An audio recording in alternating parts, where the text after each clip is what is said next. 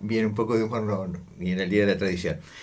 Bueno, primero un reconocimiento que has tenido, queremos hacer desde el medio, que te han hecho en su momento desde la cartera de transporte, cuando mm, se conoció en los medios nacionales tu tarea de llevar adelante la transparencia, impulsar la transparencia de todos los actos oficiales desde la cartera de transporte en la cual estás precisamente integrando. Y ahora el candidato a presidente lo vuelve a hacer diciendo, bueno, tomemos ese modelo para impulsar en todo el país ejemplos de transparencia. Y que haya salido de 9 de julio nos pone mucho más contentos. No, bueno, en realidad, por supuesto, esto no es que tiene que ver exclusivamente conmigo, ni mucho menos. Esto en realidad es una política que viene llevando Sergio adelante, es uno de sus ejes, en términos inclusive de política de Estado. Y sí, orgullosamente podemos mostrar a la sociedad en la propuesta electoral de Sergio esto como un eje que es indiscutible. Como en su momento nadie puede discutir que Sergio bregaba por eliminar el impuesto a la ganancia a los trabajadores, que es una política que lleva del 2015, desde el 2014. Y lo Bueno, puso en marcha. indudablemente esta es otra donde no hace más que reflejar su impronta o su visión respecto de lo que es un eje central, lo que debe ser una política de Estado en términos de acceso a la información y transparencia. ¿Por qué? Porque es lo que viene tratando de generar y mostrando en todo lo que hace a la gestión. Y esa gestión básicamente la viene desarrollando en su fase ejecutiva en el Ministerio de Transporte, que es el ministerio originalmente conducido por el Frente Renovador, que lo hizo desde su momento desde Mario Meoni, que lo siguió Alexis y hoy lo sigue Diego Giuliano, que tiene que ver con esto, con hacer de la transparencia y el acceso a la información un eje central de gestión, entendiendo que es lo que nos lleva hacia el futuro y complementa la modernización del Estado, requiere, entre otras cosas, por supuesto, que la ciudadanía esté informada y mantenerse en un eje que tiene que ver también con la transparencia y, por supuesto, lo que esto implica también en ejes de anticorrupción. Es en este sentido que entre una de las propuestas que lo que nos propone de cara al futuro es que esta sea un eje central. Por eso ayer estaban firmando. Finalmente, desgraciadamente, Sergio estaba en Misiones, no pudo llegar al evento, pero sí estuvo el ministro Catopodis y Guado de Pedro suscribiendo el compromiso que va a suscribir Sergio en breve, que tiene que ver con esto, tiene que ver con tres ejes centrales que son parte de la política que venimos llevando en el ministerio. Primero es un compromiso de lo que nosotros en términos de compliance y normas ISO llamamos el compromiso de la alta dirección, en este caso de los funcionarios, en términos de asumir este compromiso ayer fue una firma de este convenio con todas las asociaciones y organismos intermedios que están vinculados a esto y organismos públicos, ¿no? Desde la OA, la Agencia de Acceso, la CIGEN, la Auditoría General de Nación y las distintas asociaciones civiles abocadas a todo lo que tiene que ver con transparencia, donde uno asume el compromiso de hacer de esto un eje central de campaña. Y después, por otro lado, el segundo eje que se trazó y el sentido de este argumento tiene que ver con el MAPAP, que es el mapa de inversión pública del Estado, que viene desarrollando, por eso estaba Catopodis también, porque un eje central es ser claro en donde van los recursos del Estado. Bien. Los recursos de la ciudadanía, el MAPAP es un programa que ya existe y que va a ser potenciado a todas las esferas del gobierno, o es la propuesta, que tiene que ver con un seguimiento online de toda obra pública, en todo lugar donde hay una inversión, donde hay fondos públicos, el seguimiento permanente y constante y el avance, no solamente por qué se hace, sino el avance y finalmente la rendición de cuenta para que cualquier ciudadano pueda ver dónde están abocados sus recursos. Sí, pero es muy importante lo que decís, porque estamos en una situación muy particular. Mira, yo voy a aprovechar el ejemplo de una noticia por lo que voy a decir. Hay una alerta meteorológica ahora en el marco de las posibles precipitaciones que se vienen, que algunas van a ser muy intensas, sobre todo durante la tarde. Todo esto va a cesar alrededor de las 10 de la noche. Abarca una sección o un sector muy importante de la provincia de Buenos Aires, está incluido 9 de julio. Conjuntamente con ello va a haber vientos hasta 50 kilómetros por hora de ráfagas. Sobre todo los mayores vientos van a estar en la zona costera. Acá van a estar entre 20 y 30 kilómetros en la zona nuestra. ¿Por qué te digo esto? Porque yo acabo de contar esta noticia y hay muchos que salen a la puerta a ver si es cierto lo que estoy diciendo, o mirar el cielo. Exacto. Vos estás hablando de este proceso de transparencia y la gente sigue dudando. Exacto. Por eso lo llevé no solo con el servicio propiamente dicho en el marco de la charla, sino de cómo estamos hoy como sociedad. Por eso es que esto es un eje central y claro. Y ahí va el tercer punto del compromiso de este acta, que tiene que ver con generar mayores esquemas de participación ciudadana. Para que haya un correlato, para que haya un feedback y la gente confíe en esto, un elemento central es no solamente tener acceso a la información, y en definitiva el MAPAP, entre otras cosas, es eso, sino también tener un grado de participación en la toma de decisiones. Que el ciudadano común participe aún desde el proceso de toma de decisiones, poder generar canales donde el ciudadano pueda participar, donde pueda opinar, no solamente controlar, que controlar ya es un estándar mínimo, ¿no? Pero la transversalidad, la transparencia, que es un concepto transversal, claro, en definitiva tiene que ver con eso. Y la participación permite esto, permite que la gente confíe y no necesite casualmente esto de salir a chequear, claro, si es. ¿Por qué? Porque fue parte. Cuando formó parte del proceso, cuando entendió, cuando se le preguntó, cuando se la tuvo en cuenta, cuando lo viene siguiendo, cuando viene teniendo todo el proceso, ya no desconfía de la información. Y por supuesto que lo central es que enriquece el proceso, ¿no? Claro. Porque participa y en la participación surgen el funcionario interpreta una realidad nada mejor que los actores, quienes lo van a vivir sean los que estén al tanto de esto. Y esto es lo que venimos haciendo del Ministerio, y por eso primero es una gran responsabilidad la que me otorgó Diego Giuliano, actualmente el ministro actual, pero básicamente Sergio, en términos de hacer un eje de esto y mostrarlo desde el Ministerio. Por eso intentamos ser coherentes, y esta es una de las que con orgullo, una de las propuestas de campaña que con orgullo podemos decir que hace a nuestra identidad, claro, como espacio, no solo del Ministerio, sino también, y porque si no sería esto, yo te agradezco el gesto y el reconocimiento, pero esto tiene que ver con todo un equipo y un montón de gente que trabaja en base a una política. Es la cara visible, entonces también hay que ponerlo Tengo bien. La responsabilidad, pero hay un gran equipo, y que tiene que ver no solamente con el Ministerio, sino con todas las empresas que dependen de nosotros, todos los entes descentralizados, todos siguen en esta línea. No es solamente el Ministerio, que es el primero que está en el ranking, sí, de transparencia, sino que son también todas nuestras empresas. Todas las empresas de trenes, de la CNRT, todos nuestros organismos tienen una clara política en este sentido y la transmiten a su medio. Bueno, la idea es transmitir esto a todas las esferas de gobierno, que se viene haciendo y lo venimos. Creo, en eso, la verdad que es muy grato ver cómo el Ministerio funciona y tiene este esquema. Los demás ministerios nos empiezan a consultar de cuál es nuestra fórmula de éxito, entre comillas. Y bueno, y esa es la tarea más linda, la de propagar esto, porque en definitiva hacia la gestión, hacia el gobierno y a lo que tenemos que mostrar. Mira, creo que una de las cosas que es innegable, se pueden haber cometido muchos errores en la gestión general de esta gestión presidencial, pero este es un aspecto en el que me parece que no ha quedado, no han aparecido casos de corrupción, está mucho más controlado en términos de que ha sido una clara política que hemos llevado adelante en ese sentido. Existen, claro, digamos, uno, ¿por qué establece procesos? ¿Por qué hemos certificado el Anti-Soborno y Compliance, que somos el primer ministerio en Sudamérica en poder hacerlo? ¿Por qué? Porque existe la corrupción, por supuesto. Por eso que se establecen procesos anti-corrupción y de cumplimiento, porque existe. Lo importante es tener un proceso para que ese grado sea ínfimamente menor. Bueno, ese es el desafío. Se tenga plena conciencia que ese no es el camino. Por supuesto. Y que hay que ir y tomar medidas, claro, concretas. Pues. El asegurar procesos, las certificaciones ISO en esta materia no tienen que ver estrictamente, tienen que ver con una decisión, pero tiene que ver con establecer un proceso que dificulte cualquier forma de coaptación de la voluntad de un funcionario público en la esfera que toque. Y se hace a través de esto, de generar procesos. Procesos que, por supuesto, tienen que estar de la mano de la decisión de lo que es la alta dirección. Obviamente. ¿No?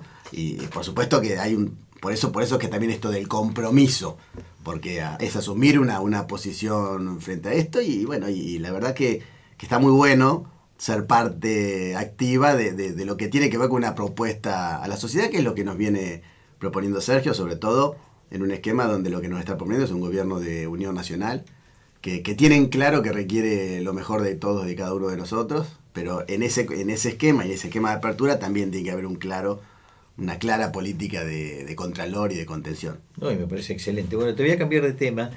En el relato has mencionado trenes, has mencionado rutas y caminos. En la traza de la Ruta 5, las distintas ciudades y a través de instituciones, y 9 de julio más de 30 instituciones han hecho varias reuniones, están reclamando por las 4 manos de la Ruta 5. Y a su vez, las cámaras empresariales reunidas en Junín están movilizándose no solo por el mejorado de las rutas, sino también de los servicios de trenes, de tal manera que haya descongestionamiento de rutas, sobre todo en el caso de mercaderías, y que eso lo lleve el tren como lo conocimos nosotros cuando éramos chicos. Por supuesto, que es el futuro y es como se maneja. Que me parece que es presente y sobre todo futuro. Por supuesto, es básicamente... Que estaba y se perdió, pero bueno, no Mirá, vamos a mirar para atrás. La pregunta es, cuando vos ves esos reclamos, y justo en el contexto de esta campaña política, que no se sabe a partir del 10 de diciembre qué va a estar pasando, ¿qué lectura hay que hacer de eso? Mirá, creo que hay que tenerlo en cuenta a la hora de decidir, y casualmente teniendo en cuenta estas cuestiones. Cuando nos toca a los dirigentes locales, en este caso puedo ser un dirigente nacional, pero me toca ser local y pensar en 9 de julio, tengo que pensar en esto. Cuando me preguntan por qué votar a Sergio Massa, ¿en qué nos afecta a los 9 julienses, más allá de lo general? Bueno, una de las cosas más importantes tiene que ver con esto. 9 de julio, en esencia, que es parte del interior profundo, porque es parte del interior profundo, el interior productivo, necesita de una mirada que proteja, que piense al país como una integralidad, que haga foco en las economías regionales. Y el 9 de julio es una economía regional, entre otras cosas, y necesita de un esquema donde el Estado tiene que estar presente. Todas estas cuestiones, los ferrocarriles, las rutas nacionales, provinciales, son esquemas que requieren de inversión pública. Sí. No hay otra alternativa, no tiene que ver con la rentabilidad. Estas grandes obras, los trenes, indefectiblemente el tren tiene una decisión política de subsidio, que es un subsidio directo que llega al ciudadano, pero indudablemente es una de las actividades que por inversión privada privada exclusiva, bueno, pero sería la imposible. Perdóname, la gente no tiene que alarmarse. Muchos nuevejulienses de la zona han viajado a otros países, sobre todo en Europa, y claramente lo ven en España, que es donde lo pueden observar con mayor claridad, porque además es la misma lengua, las mismas raíces, la misma costumbre. Exacto. No hay alguna barrera idiomática que no te lo deje ver. Todo está subsidiado por el Estado, el tema de los trenes, todos los medios de transporte, y cada vez más se alientan a los medios de transporte público por el tema del recalentamiento global, y conjuntamente con ello por que hay cada vez más vehículos y el mismo tránsito. Exacto. O las mismas vías de circulación. Exacto, mirá, esos son temas que requieren de inversión pública. Claro, por eso digamos, es que no es que es inocuo elegir un presidente u otro. Acá lo que estamos eligiendo es eso. 9 de julio depende básicamente de la inversión. Vamos a dar otro ejemplo que es vital para 9 de julio. ¿Por qué nos afecta que elegimos? La famosa línea de 125 de energía de alta tensión que necesitamos para que 9 de julio tenga la potencialidad económica, desarrollo, la posibilidad de tener un parque industrial y que no tengamos crisis energética. ¿Crees que es una obra que pueda hacer el sector privado? Son miles y miles de millones de pesos. ¿Quién lo va a hacer? ¿La cooperativa? Que a duras penas hoy está en crisis para poder subsistir, va a poder hacer una obra de miles y miles de millones de pesos. Es una obra que desde lo privado es rentable, o esa obra es mucho más rentable hacerla para Lomas de Zamora que para 9 de julio, que tiene 50.000 habitantes. Y ni hablemos de la línea de energía que estamos batallando hace tanto y que estamos a punto de poder concretar, de 33 para Quiroga. Para sacarlo de ese circuito. De ese circuito que no le falta el anillo, porque se corta y se corta y no llega, y donde ya no tiene que ver solamente, ni siquiera con la rentabilidad y la potencialidad económica, con la necesidad de arraigo. Efectivamente. Entonces, para que haya arraigo y que la gente se pueda quedar en las localidades, tiene que tener la mínima posibilidad de desarrollarse. La mínima infraestructura mínima. Y si eso lo dejamos en un proyecto que dice que lo tiene que hacer el privado y solamente si es rentable, no hay ninguna posibilidad. Por eso es que no es inocuo votar a Milei, o votar un proyecto o votar otro proyecto. Y ese es el mensaje que tenemos que tratar de hacer los dirigentes locales para explicar por qué no es lo mismo un modelo u otro. Ni hablemos de la salud pública y la educación pública. ¿Alguien puede pensar una localidad del interior del partido de 9 de julio sin salud pública y sin educación pública? ¿Existe posibilidad alguna? No, pero nos vamos de 9 de julio porque vayamos a Casares. ¿Alguien se proyecta a Casares sin el hospital?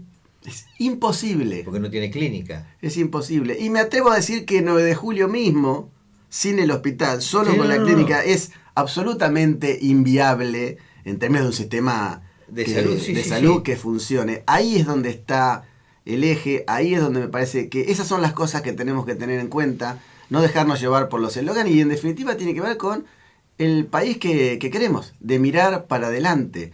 Este concepto de un gobierno de unidad nacional tiene que ver con esto, con que salgamos de la chiquita, de la discusión de grieta, de tirarnos cuáles han sido los pecados de cada uno, las historias. Todos compartimos que venimos de un proceso que la política no ha estado a la altura de las respuestas. Ahora, la respuesta, indefectiblemente, es de la política. Y la política no puede venir por el sálvese quien pueda. No es un simplismo. Hay un montón de cosas que implican responsabilidad.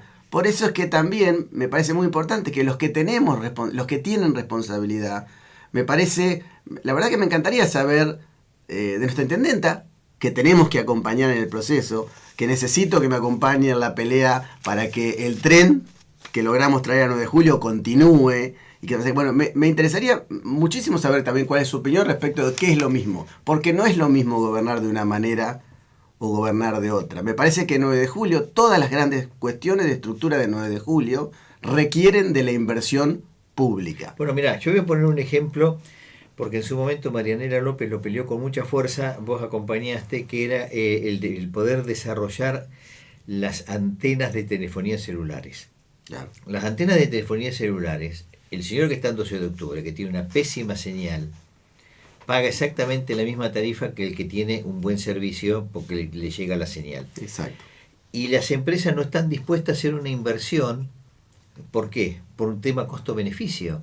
Claro. Pero el señor que está hoy en el campo, que el servicio de celulares se convirtió sin una decisión expresa con lo que eso significa desde las resoluciones políticas como comunicación primaria, todavía seguimos con la línea física como comunicación primaria cuando hoy claramente lo ha superado el desarrollo de la tecnología celular.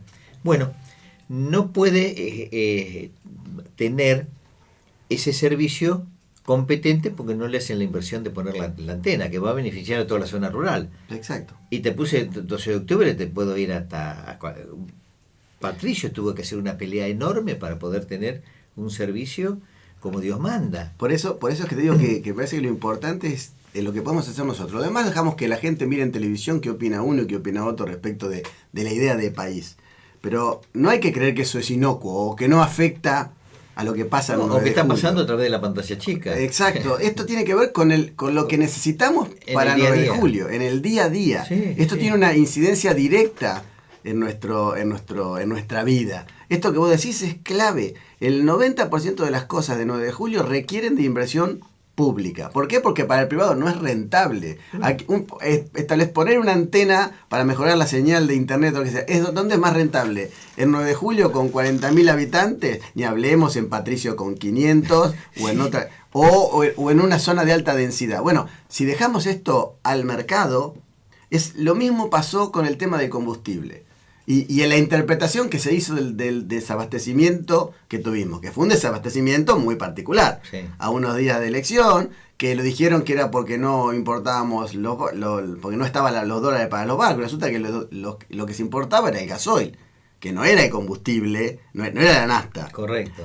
Por supuesto que puede incidir, pero faltó la nafta. Y cuando Sergio amenazó de las medidas que iba a tomar, si no se regularizaba, a los 2 días se regularizó. Y casualidad, también estábamos atados esta circunstancia que tiene que ver con la defensa del interés de los sectores. Y está bien que la hagan, ¿no? Pero era justo cuando se vencía el congelamiento del combustible y se venía un aumento. Y la petrolera querían el 40% de aumento. Bueno, y entonces generaron una situación donde generaron un mini desabastecimiento, sí. Que frente a la mirada mirada seria, angustia por lo menos. Ahora, vamos a caer para que no haya desabastecimiento, démosle a las petroleras que han, y se agradece, que han invertido mucho, pero han ganado mucho, ha sido una de las grandes ganadores en este proceso. Démosle el aumento del 40% porque es lo que quieren. Bueno, ahí es donde Sergio claramente dice, si yo tengo que elegir entre los 4 o 5 empresas que tienen que ganar, que se fomenta, porque no estamos hablando que no se fomente sus inversiones. Al revés, se le ha dado $1 para importación con beneficios y $1 para exportación también con beneficios. Beneficios en términos de $1 más barato para la importación, más barato para la importación y $1 más caro para la exportación. Para que puedan invertir, claro, como han hecho, y es muy bueno y es buenísimo para el país, y también para que ganen. Ahora, también tienen que cuidar a los argentinos. Ahora, no confundamos, está bien que ganen, pero también hay que proteger a los argentinos. Yo he visto, y lo digo porque son esas cositas que te tocan en el alma, he visto amigos en las redes en una actitud que yo defino casi como cipaya. Como, ven lo que es, vamos camino a Venezuela. No, ni remotamente vamos camino a Venezuela. El sistema productivo, y casualmente de hidrocarburos, es en donde Argentina ha crecido en forma exponencial. ¿Por qué? Porque es una apuesta al sector. Y está muy bien. Ahora, que vamos camino a eso, no. Entonces, porque el combustible en el mundo vale $1. ¿Qué queremos? ¿Tener el combustible $1? Aparte, ¿el combustible $1 no nos afecta? Si tenemos que pagar mil y pico de pesos el litro de combustible, no nos afecta, no afecta nuestra producción. Lo que queremos es proteger la industria nacional. Es que nuestro campo, casualmente nuestro campo, que parecía que se queja, nuestro campo, nuestra industria, tenga un combustible competitivo. ¿Por qué? Porque Argentina tiene combustible. Por supuesto que el combustible en el mundo, en los países que no son productores de petróleo, el combustible vale promedio aproximadamente $1. Pero en los países que tenemos petróleo, es una decisión del Estado que a los argentinos nos salga menos. ¿Pero para qué? Para poder ser competitivos, claro, para poder vivir. Entonces, son el tipo de discusiones que estamos planteando. Lo que Milei nos plantea, el modelo que nos plantea es que haga negocio las empresas. Y estas inversiones no son de empresas estrictamente nacionales. Entonces, si vamos a dejar que cada uno haga lo que quiera, libre mercado, y bueno, va a pasar esto, el combustible va a valer 1.000, porque lo van a vender afuera a 1.000, ¿y a cuánto nos lo van a vender? ¿A cuánto nos lo van a querer vender a nosotros? A 1.000. Bueno, por eso es que no es lo mismo. Eso es lo que me hace pensar que esta elección es una elección muy sencilla para el ciudadano.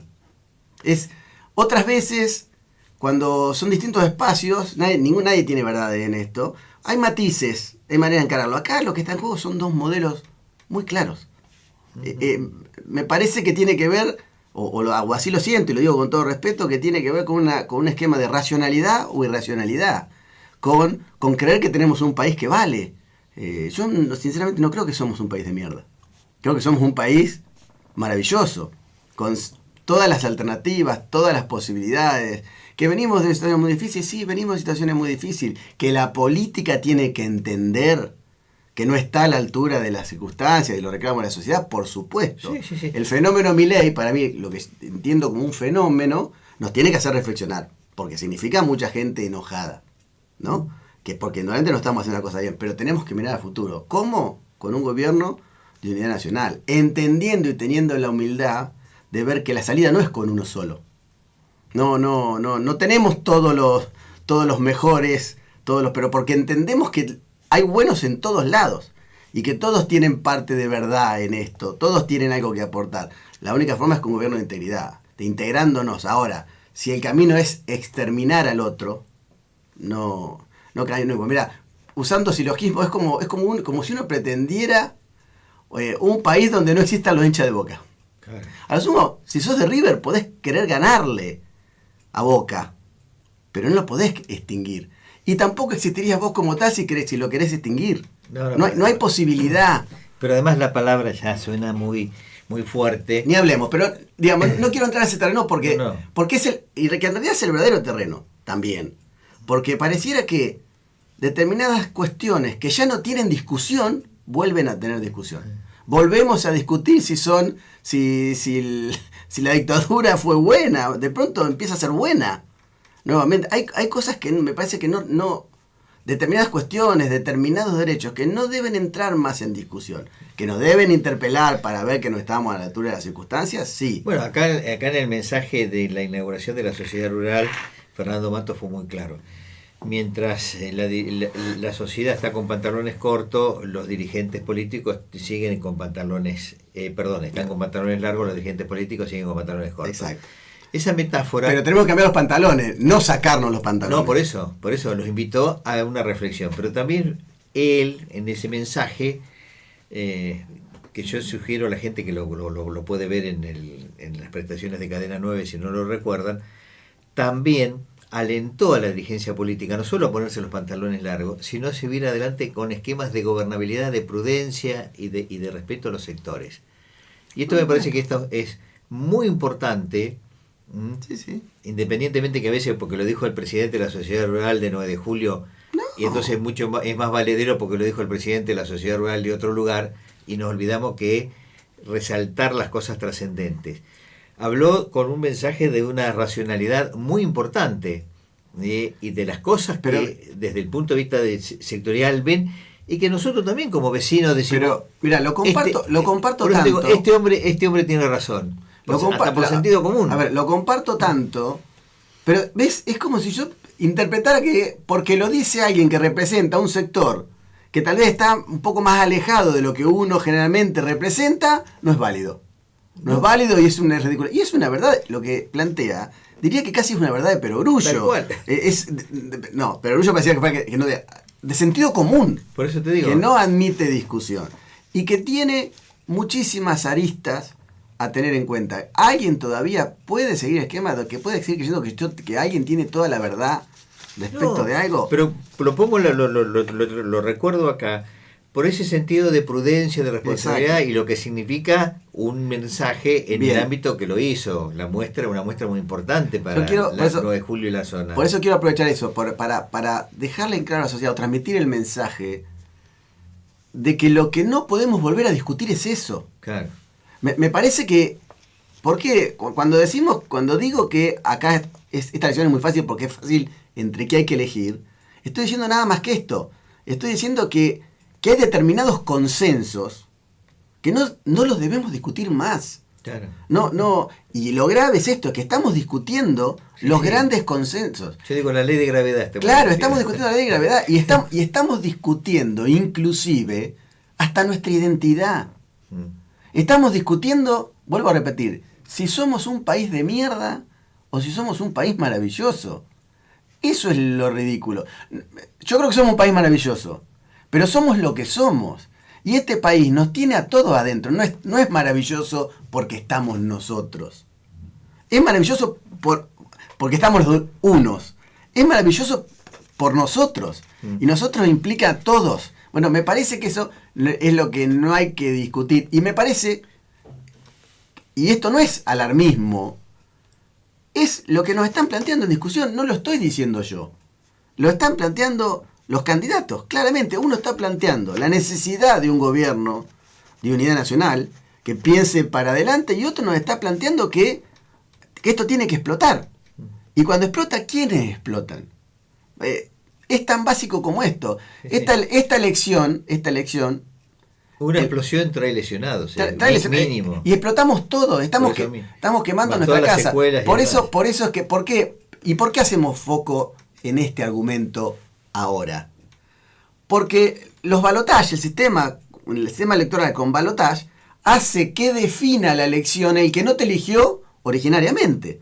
Porque unos, el 35%, 37% eligió nuestro proyecto y otro 30% eligió otro. Ni siquiera voy a decir que el otro es malo.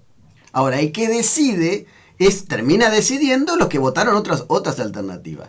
Y ahí es donde estamos llegando con este mensaje. Y cuando decimos, guarda lo que están eligiendo, que no te gane el odio, que no te gane la bronca. ¿Por qué? Porque lo que tenés que elegir son dos modelos de país.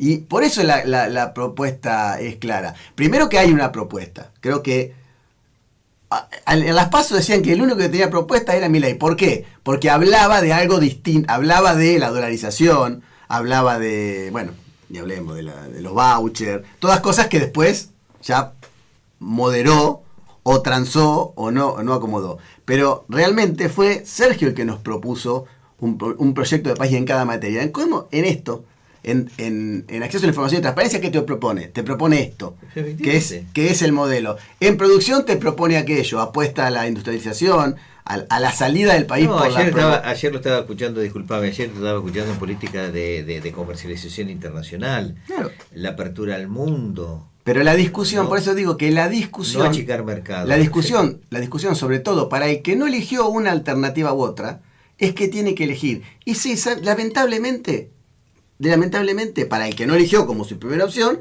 tiene que elegir lo que considera el mal menor.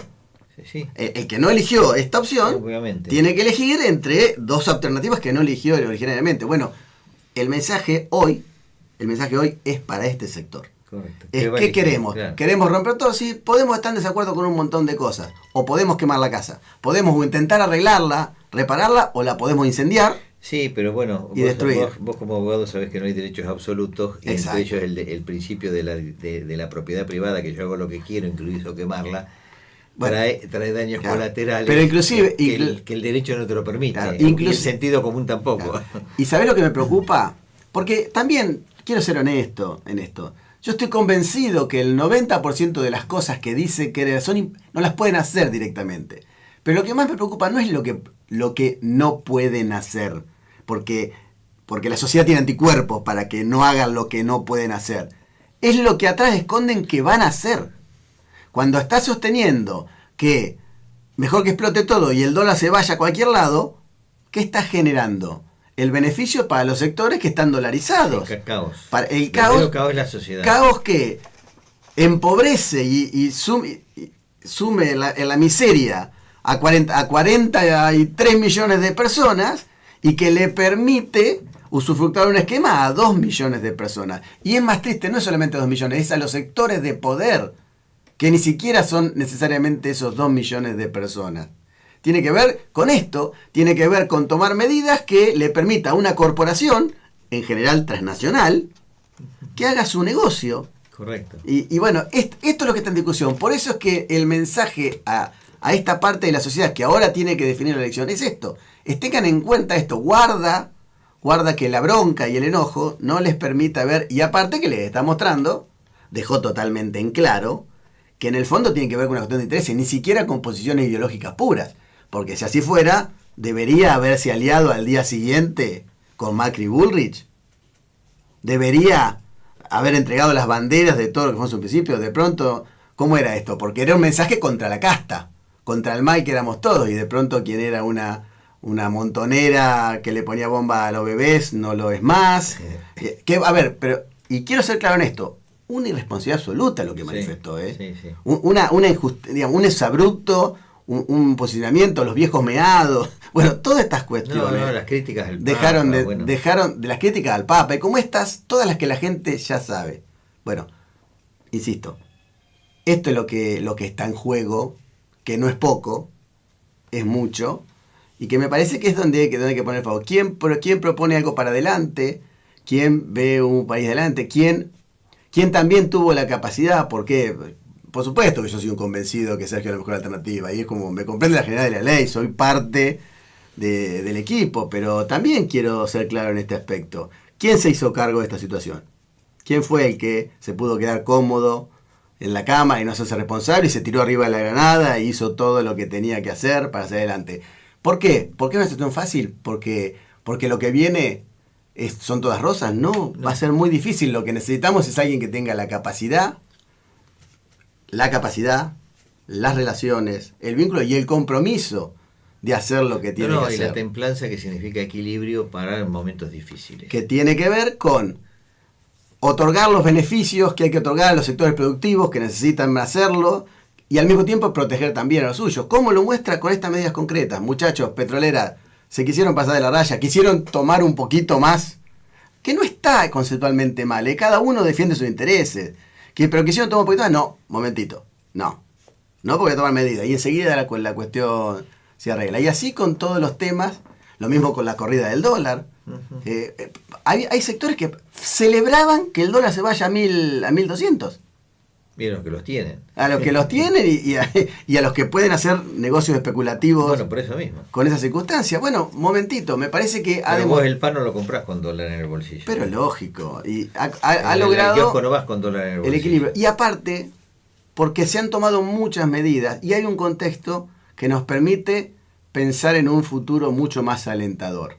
El 2024 que viene, todo indica que va a ser mejor. Y si Sergio tuvo la capacidad de controlar una crisis y llevarla en un año de crisis absoluta, con una sequía y con todo con pandemia, sequía, guerra, pudo hacerlo, realmente creo razonablemente que en un año que viene, con seguramente una cosecha que va a ser récord, todo indica que viene en este sentido, o que por lo menos nos va a permitir recuperar los 20.000 millones, 19.000 millones de dólares. Se está hablando de eso. Que se perdió por la cosecha. Los especialistas dicen eso. Con lo que se invirtió la ecuación ecológica, la ecuación económica energética, con el gasoducto, que no es verdad que no se hizo. Que todavía parece que hay terraplanistas que siguen negando que el gasoducto se hizo.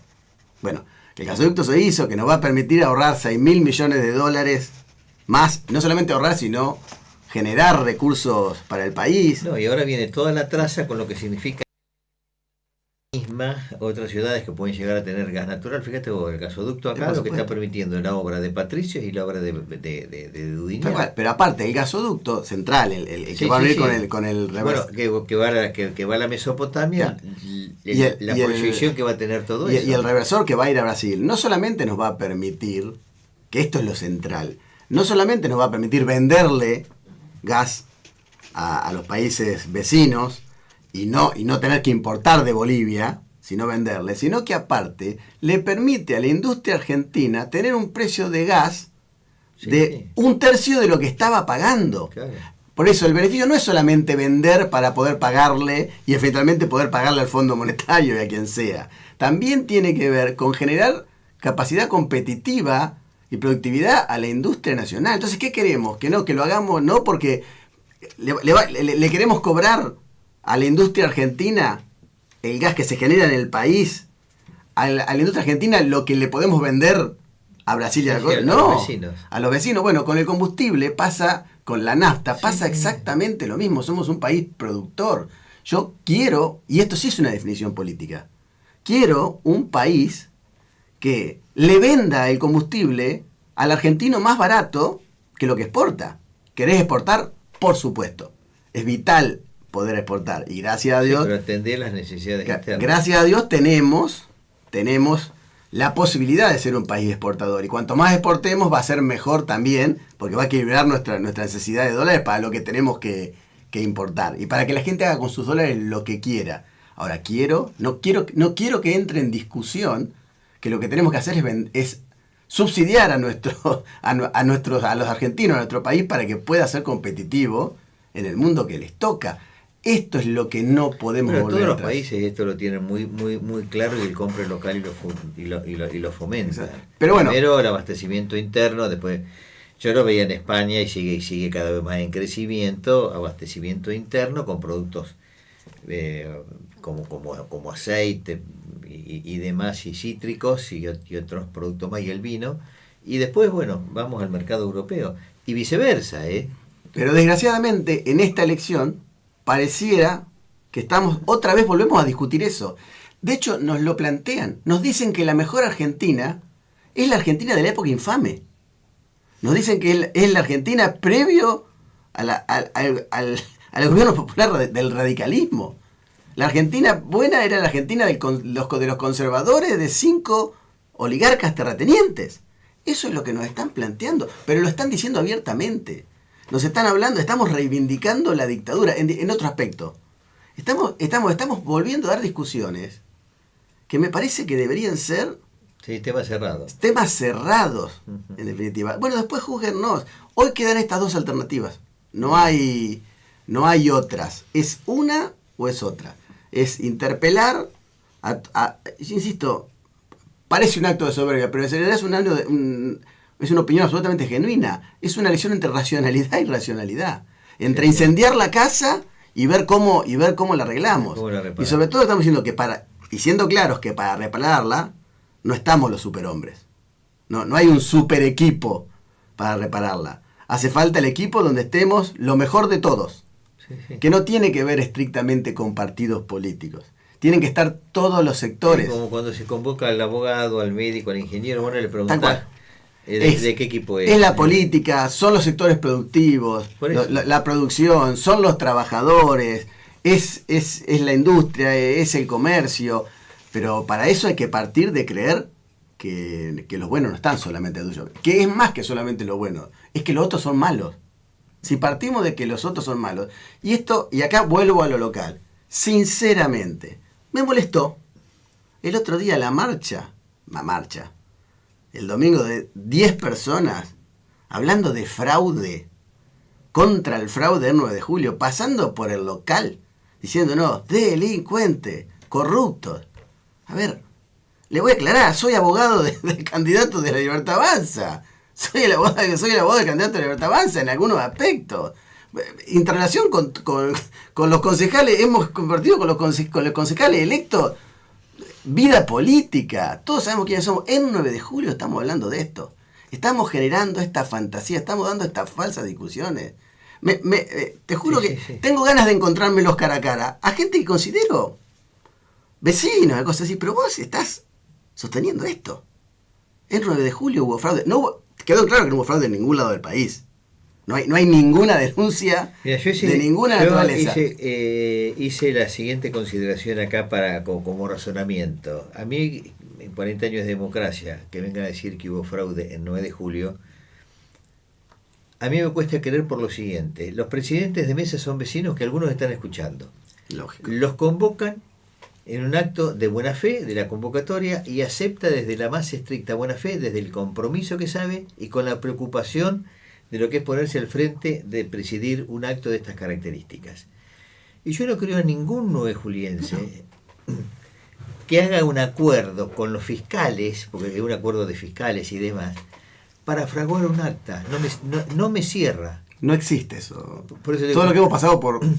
no me cierra. No menos de por sentido 20, común. 20 procesos electorales. No hay ningún tipo de posibilidad. Porque además cuando uno va a votar y ve el comportamiento de la mesa, de los fiscales que toman mate, que charlan, ven un clima de vecinos. Pero que somos vecinos. Es un clima de vecinos amigable, más allá de que si uno es de Boca, el otro de River, lo que fuere. De vecinos amigables, comprometidos que todo salga bien. Pero aparte, porque están expuestos al resto de la comunidad para que todo salga bien. Por eso me cuesta creerlo. Puede ser, pero a mí particularmente me cuesta creer por todo esto que analizo. No creo que un vecino se preste de ninguna manera, presidente de mesa, a fraguar una planilla con lo que esto está significando para su vida personal y desde lo institucional. Pero aparte esto no es, insisto, no es contra el otro. ¿Por qué bajé este ejemplo local? Porque se ve, porque lo vemos todos. Cuando dije esto que digo, porque si no todo parece una cuestión de eslogan. Y hay que bajarlo a lo local, digamos, es que somos vecinos, estamos hablando, son nuestros hijos a la misma escuela, queremos lo mismo. Yo no tengo duda también, que puedo creer que hay distintos caminos, pero no tengo duda que ellos también quieren seguramente lo mejor para el país, para la ciudad, para nosotros. Después podemos no estar de acuerdo o creer o aportar en el cómo, pero no tengo dudas que quiere lo mismo. Por eso es que esto no se puede plantear más así. Por eso es que también lo que peligroso es el mensaje, que es el mensaje para destruir al otro. Primero que no es real, no es posible, porque insisto, no se puede un país sin hincha de Boca, o un país sin hincha de River, no se puede. Pero aparte no conduce a nada. No se construye nada, y ahí es donde la sociedad no tiene que caer en este falso mensaje. Esta elección está planteado así. Yo lo digo y lo digo con total honestidad, con total honestidad. Ahora nos toca, pero lo digo porque lo dije públicamente antes inclusive de las generales. En el mensaje que nos plantea cada uno, yo indefectiblemente tampoco comparto el proyecto de Bullrich, lo que Bullrich nos plantea, y menos aún cuando veo ahora que ni siquiera es una convicción, que es un odio siempre lo decía, pero por lo menos estaba en un proyecto que iba a otro lado. Pero también dije claramente que si me ponían a la disyuntiva de un esquema electoral donde tenía que votar entre lo que me propone Milei, que no lo juzgo, soy ciudadano, lo respeto y respeto a la gente que lo vota, implica muchas cosas. Seguramente muchas de las cosas, mucho de lo que representa tiene todo un sentido. Existen, yo entiendo que existen porque tiene un sentido, expresan un enojo que va en un lado. Ahora, si tengo que elegir entre lo que me propone Milei como su objetivo de país y lo que me proponía Bullrich, porque que pasaba Bullrich a votar, yo votaba a Bullrich. Porque Bullrich definitivamente está dentro del sistema. Claro. A ver, ahora ya hasta lo dudo, pero proponía, y hay un partido atrás, y está el radicalismo, y está toda la gente del PRO de buena voluntad. A ver, si no haría transición, que porque el PRO acompaña a Milei, María José Gentile, el 9 de julio, quiere lo que propone. No, respeto.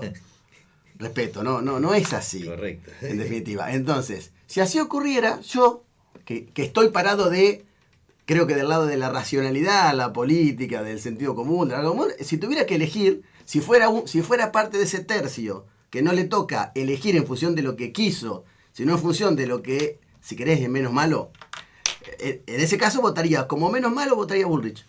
Bueno, definitivamente. Pero me parece que también hay que analizar en este contexto 40 años de democracia el avance institucional con todas las cosas que hay que modificar, que vos las ibas enumerando y conjuntamente con ellos señalando que hay que hacer cosas para corregir, y lo otro es lo que no está, hay que aniquilarlo y arrancar, como empezar otra vez de cero en todo. Mirá, cuando tuvimos que reenfocar esta segunda parte, esta tercera parte de la campaña, decíamos, bueno, ¿de qué manera? ¿Cómo hacerlo? Y la verdad que llegamos a la conclusión. Lo que Sergio tiene para decir, nadie mejor que Sergio para decirlo. Lo que tenemos que hacer es volcarlo en forma llana, genuina, de cómo sentimos, los que pensamos de esa manera, en este contexto. Por eso hablo de esto. Podríamos decir cosas mucho más sofisticadas, teóricas, o de por qué hacer toda una perorata de los caminos, de cuál es el horizonte. Y lo que tenemos que hacer es bajarlo en llano, como vecinos, qué es lo que está en juego. Y decirlo así. Decir, ¿qué hubiera hecho yo si me hubiera tocado estar en otro lado? ¿Cómo elegiría si mi opción no fuera la opción que quedó y dónde fue? Y hay que decirlo así. Porque también si no es como no creamos credibilidad con el vecino. Vuelvo a lo anterior. Cuando hacíamos los esquemas de participación ciudadana, todo esto tiene que ver con esto. Una de las esencias de todo el proceso de transparencia tiene que ver con comunicar a la comunidad de una forma que sea entendible. Correcto. Para el ciudadano. En el ministerio, si le bajamos datos, los datasets, que son las bases de información de cómo se mueve el transporte público, es ilegible. Es solamente una información que puede captar quien hace el procesamiento de datos. El ciudadano común, técnico. Claro, si le muestro un Excel de millones de datos, ¿qué le estoy diciendo? Nada. Por eso es que optamos por sacarnos el político de encima y hablarle llanamente a la comunidad de qué sentimos. Pero qué sentimos como vecinos. No. Está clarísimo. ¿Qué es lo que está en juego? Va alguien a tu consulta y le empezás a hablar de la exégesis de la ley. Claro. Te va a mirar y yo así, ¿de qué me está hablando? ¿De qué me está hablando? Por eso no es ponernos coloquiales. Pero podés hablar con un abogado, pero claro, no con pero con el cliente. Después podemos discutir sobre las teorías económicas, sobre los pools, sobre la puja de poder, que eso lo ves todo el día en el ministerio, de quiénes están atrás quiénes son los intereses que se mueven atrás de cómo se mueve la hidrovía. Y podemos hacer toda una intelequia que no entienda nadie. Vaya la contradicción, pero no, me parece que tenemos que hablarle claramente al vecino, que vea lo que está en juego. Esto no es generar temor, es que tiene que optar. Y si opta una cosa u opta otra, bueno, así será el juego de la democracia. No es que se va la vida en la elección, sí se definen cosas muy importantes, pero muy importantes, para que esta la vez, continuidad de la vida. Exacto, que esta vez en nuestra sencilla opinión es muy clara. Bien. Son dos cuestiones muy distintas. Es una elección que se decide por un voto. Hay que ver qué quiere una parte de la sociedad, qué quiere otra. Acá lo que está en juego son definitivamente dos modelos, no de gobierno, dos modelos de país, dos modelos de estilos de vida. Lo demás te lo pueden plantear como quieran, pero esta es la verdadera discusión. Bien. Chachi, te queremos agradecer el gesto estar hoy en Despertate. Bueno, el tema central de convocatoria es este reconocimiento que se ha hecho y que está propuesta para que todos imiten este comportamiento de transparencia que se sigue en todos los ámbitos en la cartera que vos estás representando, Transporte de la Nación, extensivo a todas las áreas, bueno, y este mensaje que nos dejas en el marco del balotaje, que tiene a todo el país, bueno, observando y que están definiendo, algunos ya lo tienen claro, definiendo el voto, pensando precisamente en mejorar la Argentina y que salgamos de la crisis que estamos viviendo. Así que muchísimas gracias. Gracias a vos, Gustavo. Bueno, la pausa y en los minutos finales también las últimas informaciones.